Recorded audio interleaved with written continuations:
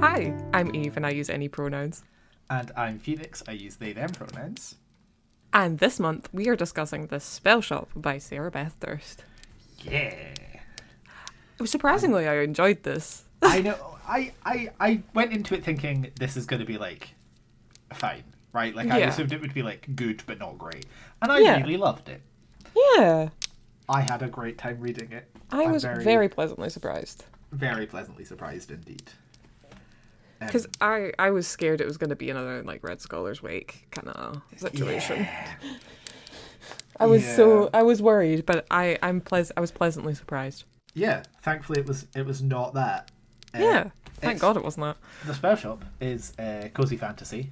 Yes. It's about this woman, I guess. Yeah. I can't remember how old she is. I don't know if it's ever explicitly No idea. said. I would assume like in her 20s. Yeah. She starts off as a librarian at the great library in the like capital city of this of the like Empire of Islands or whatever.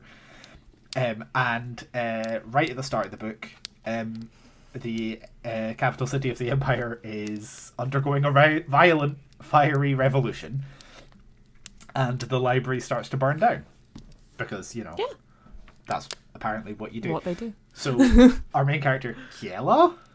I've been calling her Keela. Kiela, one of the two.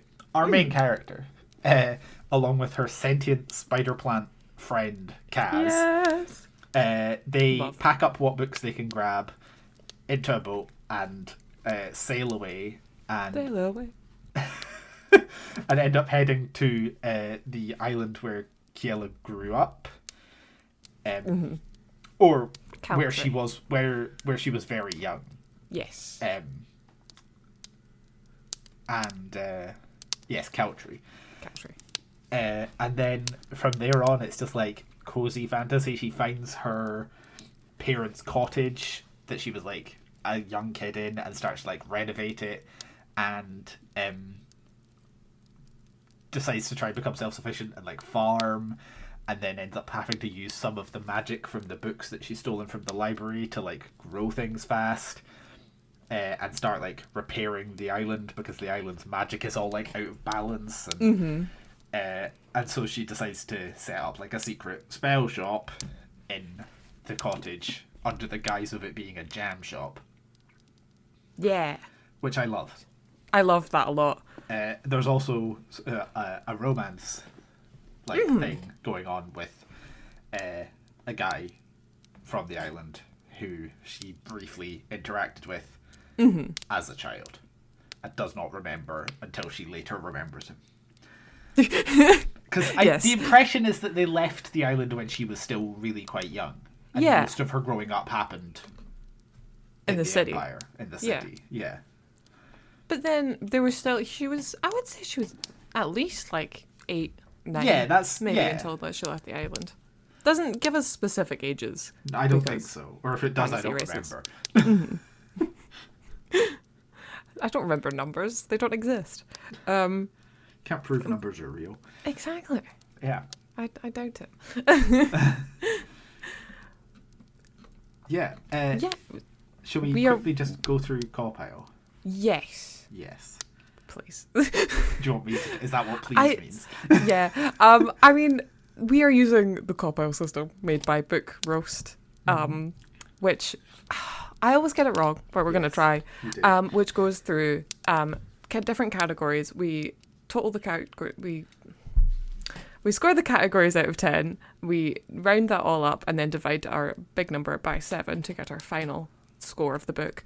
We have character, atmosphere, world building, atmosphere and world writing building style. All together. It's this a is writing what you always style. do.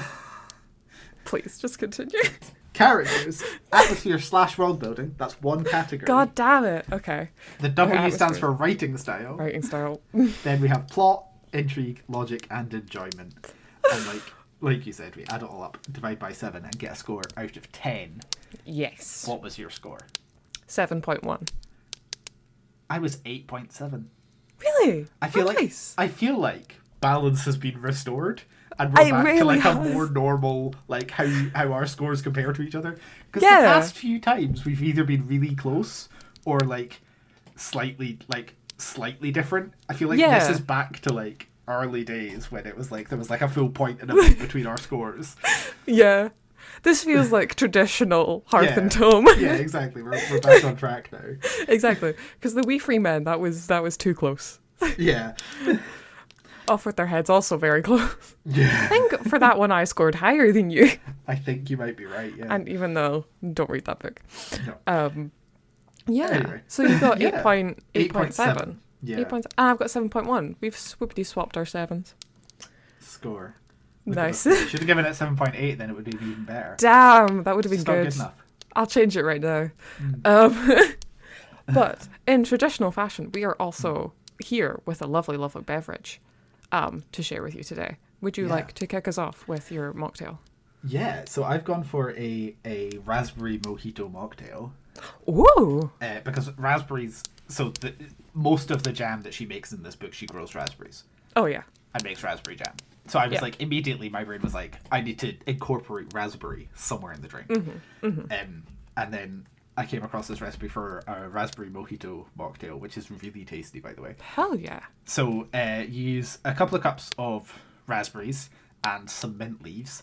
You muddle them using a muddle, which is basically just like a... I can never remember whether it's the mortar or the pestle, but it's the crushy thing from the mortar and pestle. I think that's the pestle. I think so. Then the mortar's the bowl. Yeah. Anyway, in cocktail making, it's a muddle, but it's basically Nice. one of those. So you squish them all up until the raspberries have like released all their juices and the mint leaves are starting to like look all wilted. You add in a dash of lime juice, and then some Sprite or 7-Up or Very nice. insert generic lemonade here. Give it a gentle stir and then serve, and it's a very refreshing, minty, raspberry, yummy thing. Hell It's really yeah. good. It's got like That's a nice very sharp tasty. edge to it because of the mint and the lime, but then the raspberry like sweetens it out and brings it all into balance. It's really tasty. That sounds very tasty. Hell yeah. What have you got? I want to be congratulated because this is I've made a coffee. I finally did it. Thank you. It's only taken 8 episodes? 9 I've taken it episodes? all year. 8, Yeah, because it's 8. September, but we didn't do one in January, so This 8 is true. episodes in. 8 episodes. I know, even though I'm I so proud promised of like you. months ago that I was going to Yeah. make a coffee.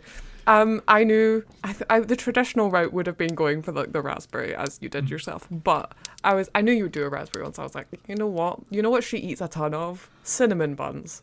This is So true. I've made a cinnamon latte. So Nice. specifically a cinnamon bun latte. So you want cups of whole milk or your desired milk, whatever your choice is. I like this with a kind of either whole milk or oat milk because I think it's got that nice grey texture.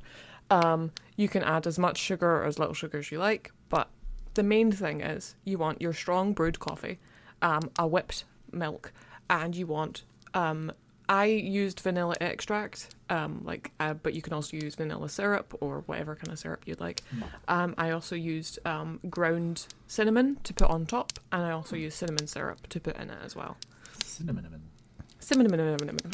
It's very tasty, and it's so, like, comfy.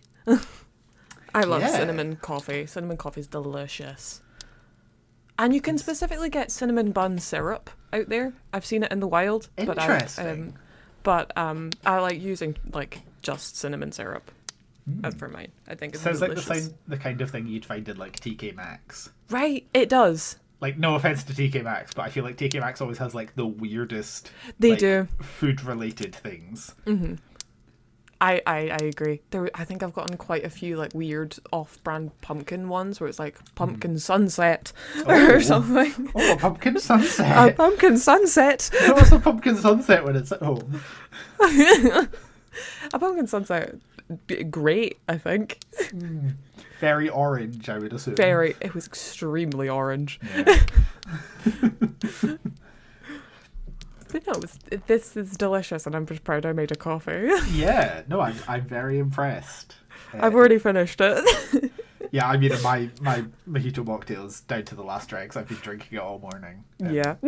This is right because Very tasty. we record in the morning, like not early in the morning. We're not insane. No, this is 6 a.m. We record before it might be socially acceptable to drink, so it's really good. It kind of works that I make mocktails because it means I don't feel like I'm like day drinking, but I can still feel fancy. Exactly. It kind of works. You got one of those like special little wine glass things. I Like do. special So little glasses. Very my parents nice. are in the process of moving house. It's been a whole thing, but they had a set of cocktail glasses, like the really like wide, like triangular, Oh, I love them. Yeah, and they Yeah. didn't want them, and I was like, I'll have them. Hell yeah. So I now have this lovely set of 4 cocktail glasses, and I've been using them for my mocktails for the past few episodes, just because it feels fancier to be drinking out of the like wide rimmed cocktail glass. You're so fancy. I love it.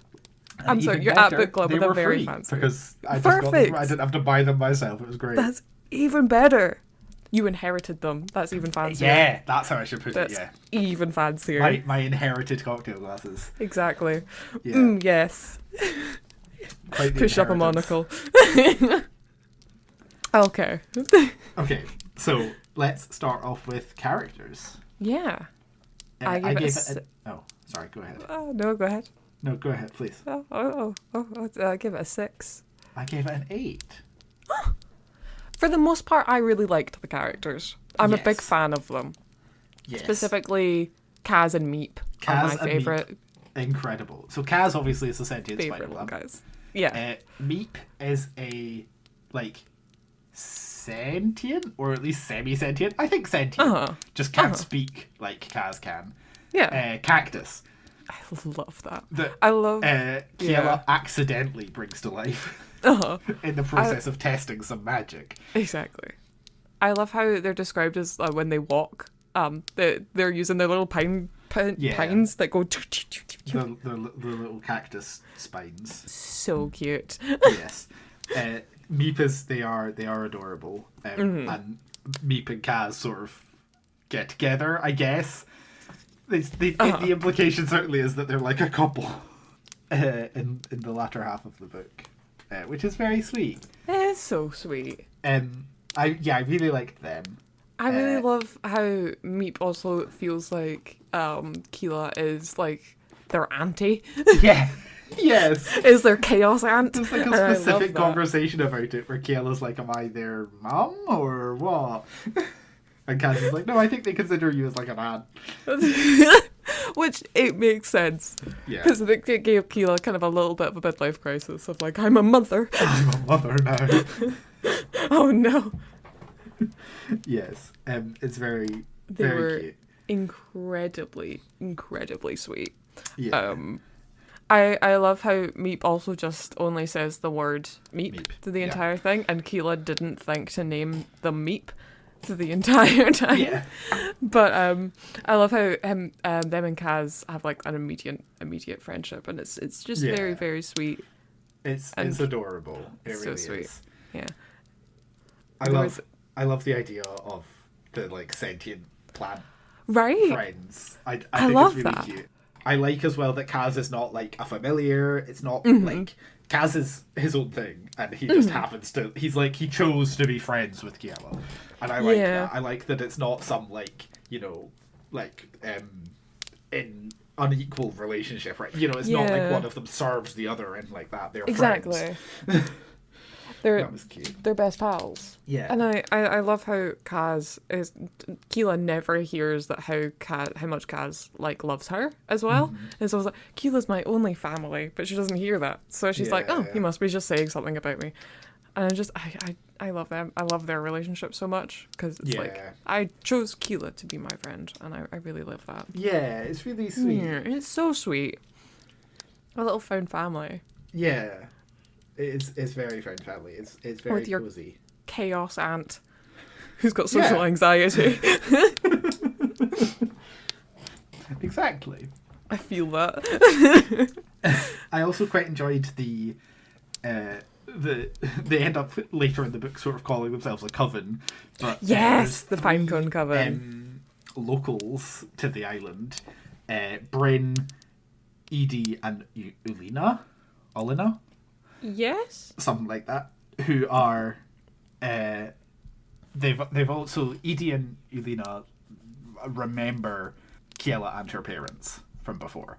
Mm-hmm. Bryn turns up a bit later, but like not in the book, but wasn't on the island when Kiela was a kid. And I love these three locals. I love that they're just like so nice, and right? They like get involved, and it's just lovely. I enjoy the three of them. Particularly enjoy there's this one guy on the island whose name I can't remember, who's a total twat. Fenrir.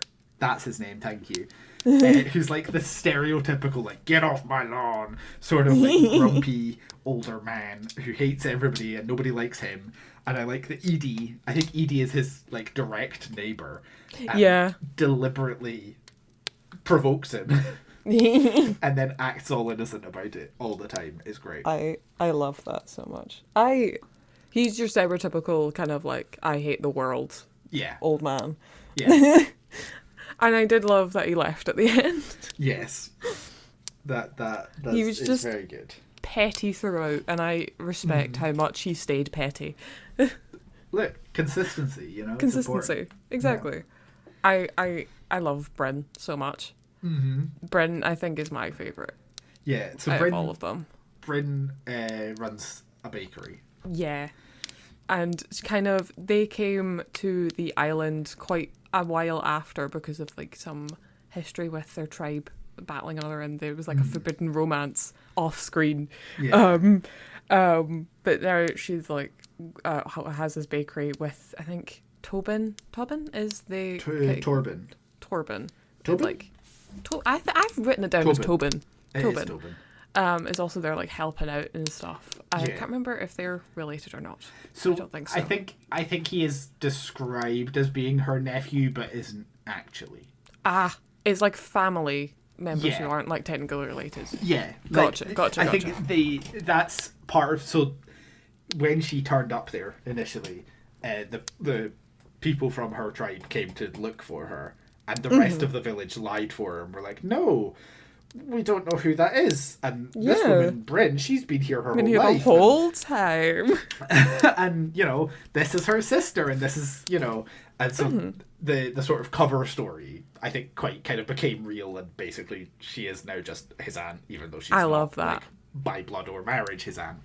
She is his aunt, which is very cute. I really imagine her bakery as being the one in Kiki's Delivery Service. Yes. Absolutely. Yes. It gives me the same exact vibe. And also her appreciation for cinnamon buns and bread, really. I just want a little short story about her, to be honest. Yeah. I would really like that. That would be really, really cute. Yeah. And Tobin being a little chaos guy, just running around the island the entire time, wanting to obviously train to use Laren's like sea mare horses, whatever they're called. I can't remember. But like being like talking so much to get out of his head, I just loved it. I love them so much. Yeah, I really like that you get this very clear impression that these are people who exist out with the presence of the main characters, right? Yeah, that's one of the things that a lot of authors struggle to do, I think, is like make side characters who feel like they like their lives continue even when the main character isn't there, and that is definitely not the case here. I really enjoy that. Me too. I did have a few qualms of like Laren. I wasn't a particularly big fan of. Yeah, so Laren he's the love interest. Yes. Who remembers Kiela from when she was younger, because he was around then too, and she helped him as a kid briefly, although doesn't really remember a lot of it. And he just sort of is there. I don't think he has too much of a personality. Yeah. Which makes me sad. And the way he speaks sometimes is like generic boy mode. Yes. Like, specifically, the last line in the book. Oh my god, let me grab it. I hated it so much. It made me physically cringe. You're a miracle, Laren said. Yeah. No. I didn't love their entire romance. No. It didn't feel like it developed. It just sort of feels like it happens. Yeah. And like I she doesn't have a choice. Yeah. No. I hate romances like that where there's no like build up or development to them. They just occur and we're just expected to believe that they've like Exactly. And it happens very quickly as well. Like in universe, she's not there for very long. No. Like the entirety of this book, with the exception of a time skip at the end, is like a matter of days, I think. Yeah, like a good week or so. Maybe it's longer and I just didn't realise, but it's not that long. I hope it's longer because if it is, it just felt like very episodic in the kind of way that there was I probably should say this in writing style, but there was a problem and then there was a solution and there was a problem and a solution. Yes. And a 9 out of 10, those problems were resolved with Keela and Laren being in his house when there was a storm going on. Half of the problems were them just like hanging out. And I don't know. There was just a lot of like stuff that could have been filled in with them, especially because I know they were childhood best friends, but at least like bond more. It didn't feel like it naturally happened. It felt like they were going to get together because that's how the story was going to happen, rather than because the two of them felt like they were actually like characters who went well together and like that. Mm-hmm. That's why I really didn't like. Oh, what's her name? Redain? Yes. Because I was like, oh god, here comes your generic girl to split them up by getting with the guy before she can. Glad that didn't happen. Yeah, but also to be clear, like that's like not her. that's what Kiela sort of thinks is happening. Yeah, but it's not at all what is actually happening. Because and in fact, Redain, spoilers, ends up with Bryn at the end of the book. Yeah, I like that. Which is nice, but yeah, I do think it was. Yeah. There was an obvious kind of like romance trope used with like he saves her before she drowns at sea and she's going to be in love with the rescuer and stuff. And I'm glad that didn't happen. Yeah. I'm glad. I did like Redain at the end, but when they were introduced I was not you're kind of not meant to like her when she's introduced, to be fair. Yeah, to be fair. And you know what? I didn't like her, so well done. But for the most part, most of the townspeople also felt like they were either all good to you would like immediately or hate immediately, and there doesn't seem to be any like in between of like I don't know how to say it, but I enjoyed them, but it doesn't feel like any of them really change over the course of the book. No. You just sort of learn more about them. Yeah, and that's kind of fine, but like it would have been interesting. I would have liked more. Yeah, I would have liked some like grey characters or like ones that are not like 100% likable, but you like them anyway or something like that. But I get it's difficult when it's like specifically a romance book. Yeah, and especially when it's like cozy romance and you just kind of want everything to work out nicely in the end. You don't really want... Yeah. The only sort of grey character is the captain guy who comes looking for Redain. Yeah, that is true. I didn't think about that. But that's true. He's not in it that much, and his greyness is entirely about Redain and not anything else. Mm-hmm. And even then, you're not really left being like, oh, do I like him, do I not? Because you kind of just like him because he does the right thing. Yeah, he does the right thing. I'm very proud. But, yeah, I'm a mixed bag when it comes to the characters. Yeah. Specifically, also Keela. I'm not sure if I completely liked her either. Yeah. Yeah. Again, all right, I think I had the same issue with this that I had with Emily Wilde's Encyclopedia of Fairies. If this book was gay... Oh my god, yeah. Exactly. If this was sapphic, I think it would have been much more interesting. Just make Laren, like... Laren's a gender-neutral name. I don't know. I didn't... I mean, you're living in the cottage in the middle of nowhere. It sounds sapphic. This is like literally cottagecore, right? Cottagecore lesbians. That would have been great. Cottagecore. Why was it not lesbians? Like, why was it not lesbians? Do not understand. And the cover is extremely lesbian as well. Yep. Because it's giving like cozy video game, Yeah. which, you know. I feel like you could have even done that, like, you know, Laren. You could still have Laren exist as he is, Yeah. and have him think that he's getting somewhere with Kiela, but then she's actually going after Bryn or something. Yeah, oh my god, if Bryn and Keela got together, I would have been a happy girl. But I just yeah, girled myself. I didn't love the romance aspect. I think it didn't really work. Mm-hmm. But other than that, I thought the liked characters were solid. Yeah. Otherwise, For the most part, I liked the story. yeah. I liked it a lot. Okay, atmosphere / world building. Yeah. I gave it a 10. 7. Okay, good. Okay. Good. I thought conflict. the vibes were immaculate, right? Oh, good. I feel Extremely like good vibes. The cozy vibes nailed. Mm-hmm. I remember saying this to you, I think. But Yeah. there's the first, like, 70 odd pages of this book read like the start of a cozy farming game. Oh, absolutely. Right, Like, it's I'm like- ready to Stardew this valley. It's like the start of Stardew. It's like the start Yeah. of like any of the, you know, Harvest Moon or anything like that. Uh-huh. Where it's like character returns to or comes to a like old abandoned family cottage, Yeah. starts farming it, has to go to town and buy seeds and meet all the townspeople. Right? Like that's what's happening at the start of this book. Exactly. And I loved that. Mm-hmm. It's yeah. Yeah. The vibe is incredibly immaculate. I loved all of it. I loved the making of jam. That was an extremely cozy scene. I love that. I loved so she finds her parents' old recipe book in the cottage. Yeah. And in there is a recipe for her mum's jam, and I think Mm-hmm. she remembers her mum making jam. Uh-huh. And so she's like, "This is what I'll do. This is how I'll like keep myself afloat. I'll make jam, Yeah. and trade with the villagers." And Yeah. it's really cute. Yeah, It's very sweet. I also love that she also fails at making jam at one point because making jam is a process. making and jam I is don't know. hard.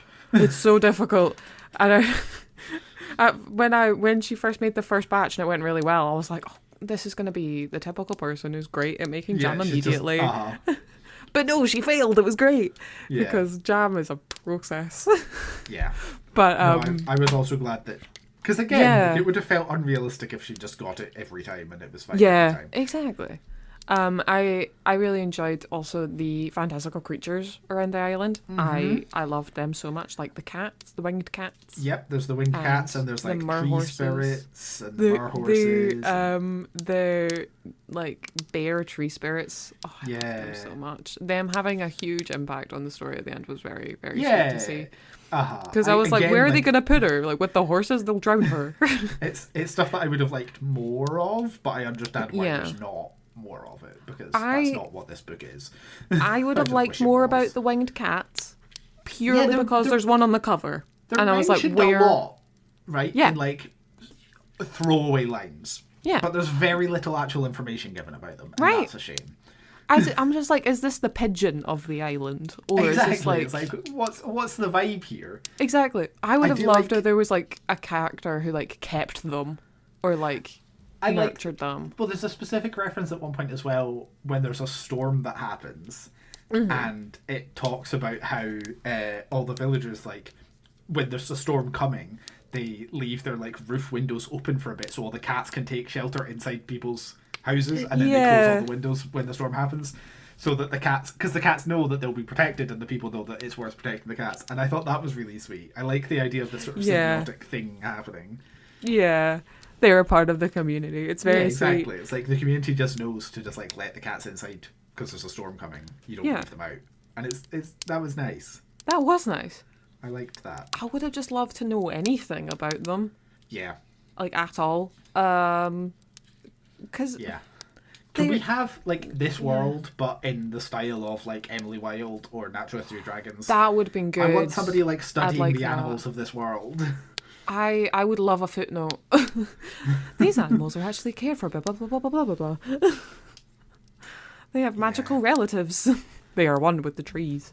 It's a hard life not having footnotes, you know. Exactly. I struggle. miss them every day. We got so used to them. In the one book that we read that had them. No, two. Thank you. There's not that We many Free Men. footnotes, to be fair, in the We Free Men, though. There's at least 3. That's what I'm saying. There's not that many. But there's some, They at exist. least. Yes. They exist. No, I really did love that everything was like heavily rooted in nature as well, and it just made it feel more like real. But I don't know. There was also something missing about like the house had been left. Like, just not having like a deed to the house, or what if someone had already been living in there? I would have thought like something would have like someone, because like Fenrir wanted the house anyway. Why didn't you just go and take it after they left? Well, Immediately. this is a good. I think. Did he want it? Yeah. Because he was grumpy when she showed up because they met at the bakery, and he was like, oh, he kind of wanted that house on the hill, but you know. It was like an offhand comment of he wanted the house. Well, yeah, I don't know. I don't remember. But yeah. Yeah. Yeah, I think it's like, on one level, it's supposed to be about how the island has like declined, right? Mm-hmm. Yeah. And we get the impression of that. But at the same time, I see what you mean. Like, that wouldn't, like, yeah, the house is overgrown, but that wouldn't have happened instantly. Yeah. So it is weird that nobody was like, oh, that's a good house. Yeah, right. Because it's like middle of nowhere on a good spot, you know? Yeah. Sure, it's like up a big hill, but I guess maybe most of them like just being in the village. And not That's having to, fair. like, trek up and down and all this sort of stuff. yeah. But yeah, no, I know what you mean. It is a bit strange that there's nothing. No one. That the house is just there waiting for her. Like, yeah, Yeah. it's overgrown, but it's just it's fine. It's fine. Like, there's been no roof cave in, even though they Yeah. have tons of magical, like, storms and stuff. Yeah. Like, sure, like, they have to unblock the chimney, but, like, feels like there was no damage at all. Yeah. Uh-huh. It was very easy. Like, there was no dust in the house. Well, there is. There was but no cleaning. I think Kaz dusts at one point. Pretty sure okay, mentions at one right. point she goes into the village, and when she comes back, she notices that Kaz has like dusted everything. Yeah. And I'm sure at one point it talks about him being up on like the roof beams, like dusting the beams of the roof with his leaves. But Nice. it doesn't feel like it's because presumably it's been abandoned for somewhere in the vicinity of like 15 to 20 years. Yeah. You would think more would have happened in that time than just a bit of dust and some overgrowth. Yeah, you think. It is just a bit odd. Yeah. Also, where the fuck is the chicken? Where is the chicken? I've just realised that. I was looking at my notes. I was like, wait, where did the chicken go? The chicken does turn up later. Yeah. They do end up building a pen for the chicken. I thought the chicken died. No, because Poor do they chicken. not? They use something for the chicken from the chicken for one of the spells. Yeah. But the then egg. also at one point, I'm pretty sure it ends up in like a pen of some sort. Okay, sweet. So it lives. Okay. Yeah, Okay, good. it That poor doesn't just chicken. get mentioned and then disappear. That poor chicken. Chekhov's chicken. Oh my god. Yeah. Yeah, no, I thought the vibes were good, and I thought the it's a world building was fine. I would have solid liked vibe. more of it. I think. Yeah. That would be my one criticism, I suppose. That's all I have left to say about that, I think. Okay, so writing style, 7. also a 7. Ah, best. Snap. I think the writing style was good. I liked it. It wasn't anything incredible, Yeah. but it also wasn't bad. It was good. I really, really enjoyed how they handled PTSD specifically. I thought I was a big fan of how they did that with it coming and going and flashes, and any mention of fire, she was like a bit wary and stuff. I really, really enjoyed that. I loved it's third person. I really enjoyed that. There was some like scenes where like you really see her perspective mainly, solely from her. I really like that.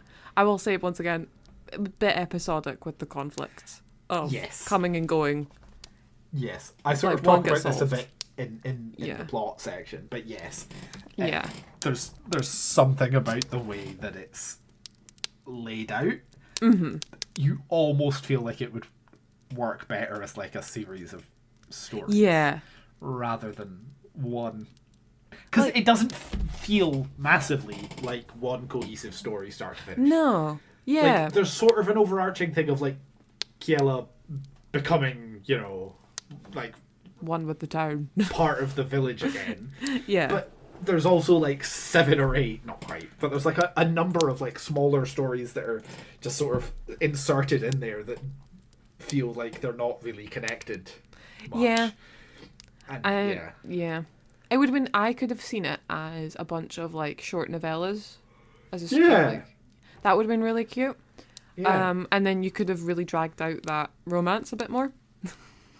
Yeah, you could have actually developed the romance a bit more. Yeah, over a series, of course, and also make it feel like it was a longer length of time than what it was. But yeah, it's still enjoyable, but it was just... And you could have actually like hyped up the revolution in some places, actually. Yeah, I was unclear on the revolution thing as well, because it's like... Yeah.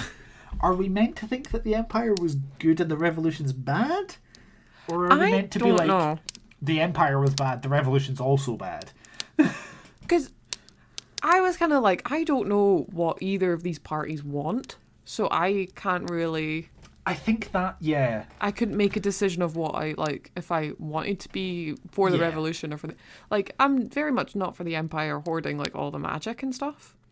But I really liked how they covered the idea of, like, hoarding something for, like, upper class people and how downfall. But it was also kind of like, there was nothing specifically great about the Revolution as well. Yes. If that makes sense. Yes. I wasn't completely... I feel like if you're completely going to sure. have a revolution... yeah. Have a revolution. It feels like it was just... She needed to come up with some reason to get Kiela out of the city at the start, right? Yeah. And it feels like the reason she came up with, she didn't put enough, like, background into. Mm-hmm. And so it just doesn't quite work. It felt too convenient. Yeah, it felt like just too much of like, oh shit, I need what's the motivating thing? What's the thing that starts the adventure? Yeah, exactly. And I would have liked it if it had been something a bit. Mm-hmm. I wish it was like, if because the Revolution, because you stole all those magic books, I would have loved if they'd actually sent out people to find them and people sniffing around a lot earlier. Mm-hmm. And not just a freak accident of someone washing ashore to find out. Because she'd completely gotten away with it, to be honest. Yeah. Which I kind of understand that it's like, you know, like Kiela wasn't anybody important. Mm-hmm. She's just a librarian. Yeah. And it's a bit weird. Yeah. But, and like, yeah, she like stole shit, but to be fair, the library was burning down. Yeah. I don't think the Revolution really cared about what happened No. to the contents of the library. No. But I know what you mean. It's just like, it's... Yeah, it felt strange. Yes. I didn't like it as much as I would have liked to be able to. Yeah. I feel like there were other ways you could have motivated Kiela out of the library. Yeah. You could have just fired her. Well, yeah. It could Or have been like- something to do with the fact that Kaz as a sentient plant is like highly illegal, right? Yeah. And there's reference made to the fact that the creator, the person who made Kaz, who caused him sentience, is punished. Yeah. And Just make that Kaz Kiela. is then just like let free. But I feel like I don't know. Just it like just have felt her like, do it by accident. It felt to like the create author was Kaz. looking for a reason to put Kiela out, and also like a thing for Radane later in the book. Yeah. Like a reason that was an issue. Mm-hmm. And it just doesn't quite work because there's Yeah. not enough backstory Not enough put stake. into it. Yeah. Yeah. Yeah. Because it seems like the Empire at one point had been relatively good. Yeah. Because like the Empire was sending out mages to all the islands to like keep everything in balance, and that was fine. Exactly. And then the Empire stopped doing that and started hoarding everything, and that's obviously bad. But then it feels like the Revolution doesn't seem to have made things better. No. So yeah. Because the island is like extremely feeling the effects of like no more running water. They can't get their mer horses. I forgot what they're called. Mer horses to like have children, little babies, and so on and so forth. But yeah, I don't know, because there's that fine line, because it's also cozy as well. So you don't want the huge stakes of this mega empire. What you could have done, though, is you could have had it be something as simple as Kiela at the start, like, gets too curious, tries to do some magic from one of the books, gets found out, is going to get kicked out, and runs away with Kaz and a bunch of books before. Yeah. Before that would have been... That would have been decent, actually. Or even doesn't even get found out, does magic, and is so paranoid that she's going to get found out that she runs away. Yeah. And then that would give a good incentive to actually get people to start looking for her as well. Yeah. It feels like Kiela spends the whole book being like, they're going to find me, they're going to look for me. And it's like, I don't think you understand how little most people are going to care. Yeah, no one's going to literally care about you. You're like, she's not an important person. She's stolen books from a library that was burning down anyway, so it feels weird that she's like, they're going to come and hunt me down. It's like, no, they're really not. Yeah. Yeah. Which I guess sort of has shuffled us into plot. Yeah. I gave plot a 7 as well. I gave it a 5. Okay. Because for the most part, I actually really did enjoy the story of the cozy vibe, because the vibe is immaculate. Yeah, it's a great vibe. The like overarching story of Is Kiela really becoming good. more accepted on the island and becoming part of the like community, that's solid. Yeah. I don't have any issues with that arc. It's all the other little things that just feel disconnected and weird that I don't love. Mm-hmm. Yeah. It feels like we start off with Kiela like moving in and setting up the house. Mm-hmm. And then there's like a sort of middle section that's all about her starting the spell shop and not wanting to be found out and like trying to rejuvenate the island's magic. Yeah. And then there's a whole, out of fucking nowhere, there's this whole thing with Redane washing up on the island and pretending to be like an Empire investigator looking for somebody who's like doing magic on the island, but then is actually secretly the last remaining heir to the Emperor. Yeah. And it's just like... It kind of came out of nowhere. Yeah. And like, I know it needed a big epic like blast at the end, but I was just like, you could have just done this through a different way. Maybe just like a storm was too big, it was going to wipe out the island, and Kiela had to reveal she was actually a sorceress or something like that. Yeah. Or... Yeah. You could have even had Redane be there from the start. Yeah. Pretending from the start to be an Imperial investigator. Uh-huh. Exactly. Who turns up like... Who was already there when Kiela turns up, for example. Yeah. And then Kiela's like, oh shit, this place isn't actually going to be safe for me. I need to be really, really careful. Maybe the investigator will go away eventually. Yeah. And then it starts to turn into... Because then that plot line of Redane is there throughout the whole book. Instead of turning up randomly halfway through... It would make it more cohesive, absolutely. Yeah. Because it was just very quick investigation. Actually, I'm the heir. Actually, can you hide me? Blah, blah, blah, blah, blah. Yeah. Yeah. It was just, thanks, Mason. It felt like it came out of nowhere and didn't really deserve its like place in the story. And it really increases the length of the book. Like, it's not a long book. It's less than 400 pages. But it feels like there's at least like 50-odd pages that didn't really need to be there. Yeah, they could have cut it. Like, this random second plot with Redane. Exactly. So, yeah.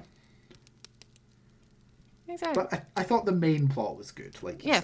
The cozy part, really good. I loved everything to do with the town and the people and her getting to know the people of town. And her business with Bryn and bringing her jam. Yeah. And to make pastries with each other. That was very sweet. I loved all of that. I would read another cozy fantasy by this author. Oh, absolutely. In the hopes that they've managed to get the stuff that isn't the specifically cozy bit done better. Yes. Because it's one of the, I would say, one of the hardest things with cozy fantasy, or cozy anything, is trying to balance the cozy with there also being like a solid plot. Because if it's just cozy, it's nice, but it doesn't, like, there's not enough to it. And if it's just plot, then it doesn't feel cozy. And trying to Exactly. find the balance there is difficult, and I don't quite think this managed it. Yeah. Made an attempt, but it didn't quite manage it. Yeah. Yeah. Yeah. And I'm happy they made the attempt. But, Yes. Yeah. Intrigue. I think intrigue. 8. 9. Ah, snaps. I read this in like a day. I barely put it down. How dare you? I saw you'd started reading it on Storygraph. I was like, oh, that's good. I'm midway through. We'll probably finish at the same time. Got a text later that day. I'm finished. What? Yep. I think again, as with many of these things, I think it was a quiet day at work. That is fair. And it just sort of happened. I remember finishing it. I got halfway through about like a week. I'd been reading it. I got halfway through. I got ill for a couple of days, and then I was just in bed, and I just finished it, and it was great. Yeah. It was exactly what I needed for being ill. Because it was just immaculate. Because I the cozy bit in the middle took like after they'd been Merhorse training. After that point, sped. I was at the end. Yeah. I was zooming. I think that's kind of an issue, is that the pacing is not consistent. Yeah. The first chunk of the book has quite slow pacing, and it's not bad slow. It's slow in a way that works because it's like cozy fantasy. It's like building up this nice atmosphere. Exactly. But then the second half has really fast pacing where there's a lot of shit going down all of a sudden. Yeah. And it just kind of it did mean that I read it quite quick. Yeah. I think it also meant that the pacing of the book felt unbalanced, and I think that contributed to this feeling of the Redain thing just coming out of nowhere and then being like, bam, done. But to be fair, I also have a hard time reading things in one sitting, unlike you. Well, it depends on the book. Some books Yeah. I can just blast right through. Some books it does take me more time. Yeah. It's just, yeah. That's fair. That's fair. Anything else for intrigue? Not really. Okay. Logic. 10? I also gave Logic a 10. I couldn't fault anything. No, there were Like- plot holes. Yeah. There were plot issues, but not like Yeah. holes. There wasn't any moment where I was Exactly. like, that doesn't make sense. The magic system was really cool. I really liked the magic system. I really liked if there's a build-up of excess magic, there's a big storm. I really Yeah. liked that. That I was love that very idea fun. of like the island is naturally magical and has all these magical creatures, but that the island's magic still needs to be carefully maintained, or else it goes out of whack and storms happen too much and the creatures start dying off or can't, breed or whatever. I thought that was a really fun magic system, and I like. Yeah. There's like mention made of like different types of magic users who are good at different things, and Wind Whisperers. Was Yeah. that the Redain's title? I really liked that title. yeah. Felt very fantasy. Love it. Yeah, yeah. No, I thought that the magic was really cool. Yeah. And I really 'cause liked it. We get Redain spent time in the library because she was studying, Yeah. and so there's moments where Redain and Kiela sort of bond a bit over the library, and Kiela gets to ask Redain questions about like magic that she'd always wondered because she was just a librarian. She wasn't Yeah. magical.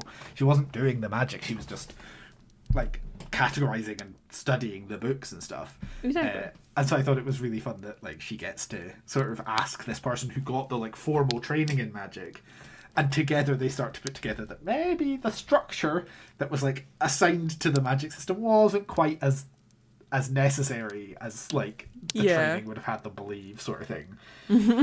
And that the magic can absolutely be used by anybody so long as you're, careful Exactly. with it, and I really liked that. I like that.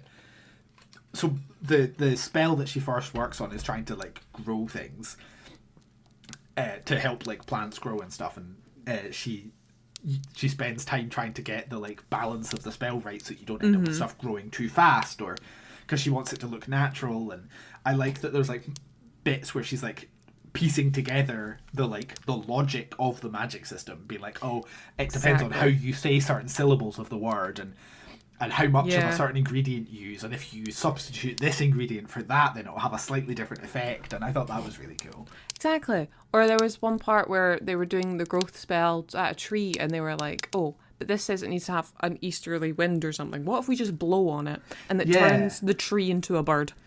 Yeah. I really liked that. Consequences. These tried and true methods and trying to substitute stuff. I also love that you can substitute stuff. It felt really, really cool. Again, if Sarah Beth Durst feels like writing just a fantasy novel that isn't necessarily cozy fantasy, I'd be there. I'd read it, exactly. If it sounds good. Yeah, so long as it's not romantasy. Oh god, no. Technically this is probably romantasy. Yeah, but it doesn't count. It's not the same. No, it's not the same in my head. It's a rom-com. No. Yeah. Anyway. And have anything else to say for No. No. Enjoyment. Enjoyment. I gave it a 10. I gave it a 7. I really enjoyed this book. I really enjoyed it too. I did not expect to like it as much as I did. Which I'm very happy I did like it. Yeah.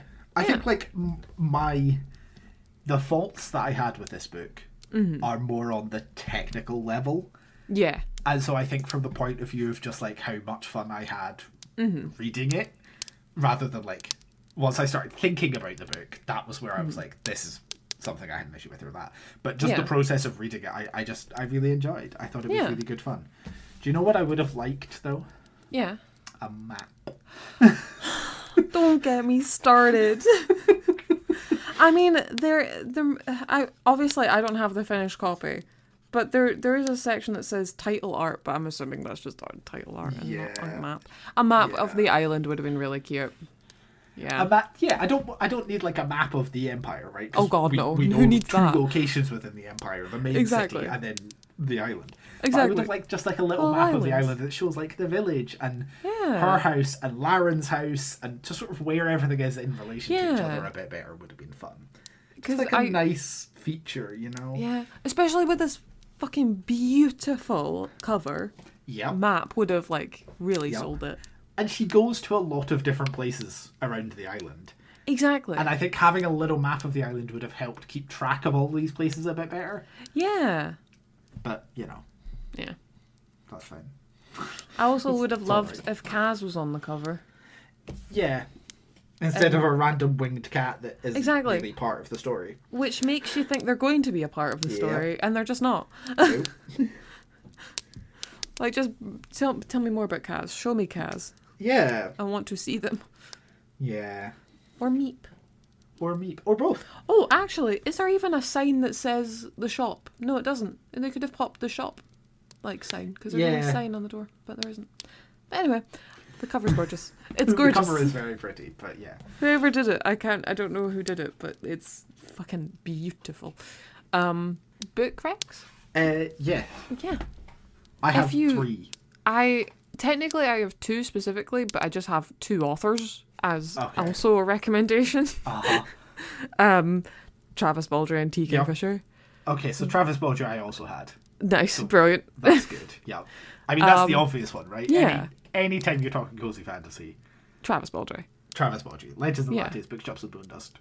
Read Legends and Lattes first. I know Bookshops and Bone Dust is a prequel. I know it happens chronologically first, but read Legends and Lattes first. Exactly. Because it makes Bookshops and Bone Dust hit so much harder. It really does. And also, Bookshops and Bone Dust technically spoils Legends and Lattes. It does, yeah. Even though it happens in the past. Yeah.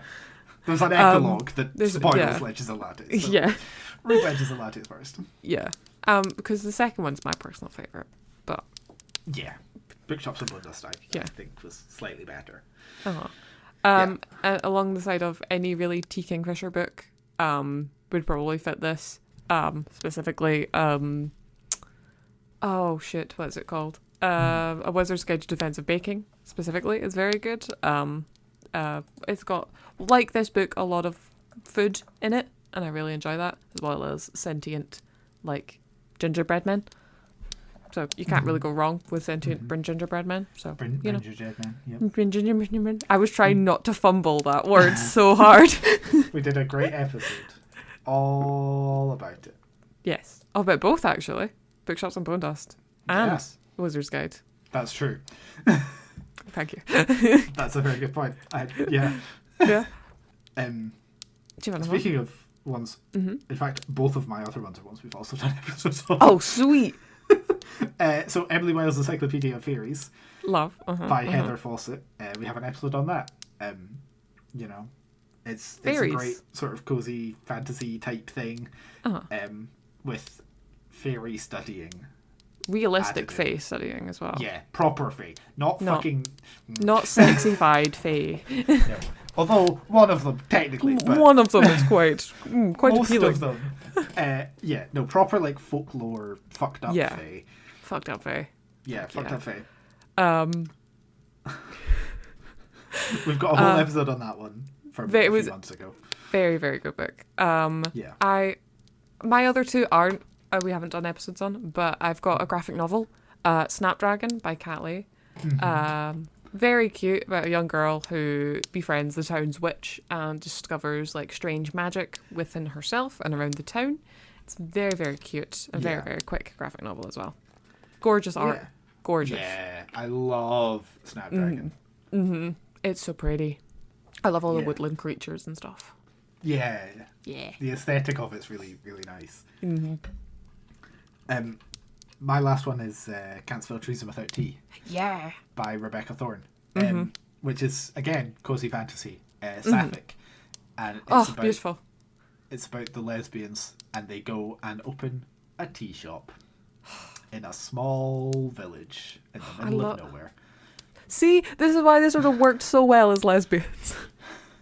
Exactly. Lesbians love to be in the middle of nowhere. So true. Thank you. How is it that every episode we end up talking about lesbians? What? Because they're like a universal love. I don't think there's been a single episode where we haven't mentioned lesbians. And I'm not complaining. I just think it's entertaining. It's because they're lesbians. They're perfect. And everything's better with lesbians. Yeah, Can't Spell Treason Without Tea, I think, was our first ever episode? I think... hold on. Yes, it is. I think so, right? Yeah. Yeah. That's crazy. There is an episode of it. It might be a bit different. Yeah. It was a while ago. We're probably not as relaxed as we are now. It's a lot shorter than all of our current episodes. Oh god, yeah. But yeah, it's a very cute, cozy fantasy. It was very sweet. About lesbians opening a tea shop. And it also has dragons in it. And it has dragons and griffin. Griffin. It's been a while since I read it. Pretty sure there's griffins in it. Hell yeah. Yeah. Underrated fantasy creature. I love them. Yeah. Right? I never see them. Dragons get all the fucking love. Not that I have any issues with dragons, but I love dragons. But where's the griffin? Exactly. They're just... I love little like baby griffin art. They're so sweet. Yeah. Especially owl bears as well. I love a good, like little rotund owl bear cub. Delicious. Tasty. Not to eat, to like hold in my arms. Yeah. Little fluffy boy. Stomach. Perfect for your stomach. No. Okay. My last one is This Savage Song by V.E. Schwab. Bit different from what this is, but if you want to go the kind of like war aspect of like in the city, then this is a good route to do. It's got our two main characters, Kate and August, who are like heirs to a city that's divided. August is a monster and Kate is a monster like hunter, but it's very, very cute. I physically wept at the ending of the first book. It's very, very sweet. The monsters are not very monsters. They are kind of like, they don't want to be. And they are born from like your like sins, quote unquote. Like if you kill someone, it causes a monster to like be born from your shadow. It's very cool. Interesting. I love that series a lot. That duology, sorry. It's very cool. Nice. But yeah. Okay. So that's us. We made it to the end of The Spell Shop by Sarah. Oh my god. Yes. Go read it if you didn't already. Don't know why you listened to the whole episode before. Yeah, because you kind of know what happens now. Go read it anyway. Yeah, just do it. It was a great book. Yeah. And next month, Yeah. we will be reading Bury Your Gaze by Chuck Tingle. Oh my god! A friend of the show. A friend of the show. A friend of the show. It's Chuck Tingle time again. Yeah. Last year we did Camp Damascus. Mm-hmm. And this year we're doing Bury Your Gaze. Yeah. Very excited. It's like creepy horror vibes again. Yeah. But this time in like Hollywood. Contemporary. Yeah. Yeah. Which so is different from what we've been currently doing, because we've done a lot of fantasy. So yes, it'll be a good change of pace. We have done a lot of fantasy. A lot of fantasy. Don't know how that's happened. Whoopsie. I think it's just that's what we like to read, isn't it? Yeah, honestly. I love a bit of fantasy. But yeah. So yeah, we have that to look forward to. And of course, if you haven't already listened to our Talking in the Tavern episode for this month, go listen to that. That'll be a fun time. We're trying out a slightly different format for Talking in the Tavern for the rest of the year, where we just sort of do like a little reading update thing and a little bit of ranting. Yes. Just a smidge. Just a little bit of ranting. Just a little bit of ranting as a treat. A little treat. Because we never go off topic. Another one in a couple of weeks at the start of early October, where we will also do just a little bit of ranting. Lovely. Yeah, do a bit of an update on how our reading is going. Heck yeah. Yeah. Mine's going to slow down incredibly. I'm so sad. August. Uh-huh. Oh, I read a lot of books in August. Damn. I read like 4. I read 17. Holy shit. I know. Including Excuse 2 me? non-fiction books, which is like, no, sorry, that's a lie. 1, 2, 3, 4 non-fiction books, but 2 of them were Inklings, so they were short. To be fair, but yeah. Holy crap. Yeah. That's so many. I don't know what happened. The spirit of reading came over me. The Lord. Yes. The Book Lord. The Book Lord. Uh-huh. Travis Baldry. Travis Baldry. Book Lord. Baldry. Anyway, yeah. So yeah, we will see you in a couple of weeks for Talking to the Tavern and a little reading update, and then in a month for Bury Your Gaze, Chuck Tingle time. Yeah. Very excited. Fuck yeah. See you then. Yeah. Thanks for joining us here at the Tavern. Phoenix, where can our listeners find you outside the podcast? They can find me on Twitter, Blue Sky, Threads, or Instagram, all under @beansandfungi. What about you? You can find me, Eve, under Cozy Crow on Instagram, TikTok, Twitter, and YouTube. And of course, make sure that you follow the podcast on Instagram @Hearth and Tome Pod, Twitter @Hearth and Tome, TikTok @Hearth.and.Tome, and YouTube @Hearth and Tome Pod to get updates about when episodes go live, behind the scenes stuff, all that good shit. Bye! The music used in this episode was Midnight Tale by Kevin MacLeod through Incompetech.com, licensed under Creative Commons by Attribution 4.0 license.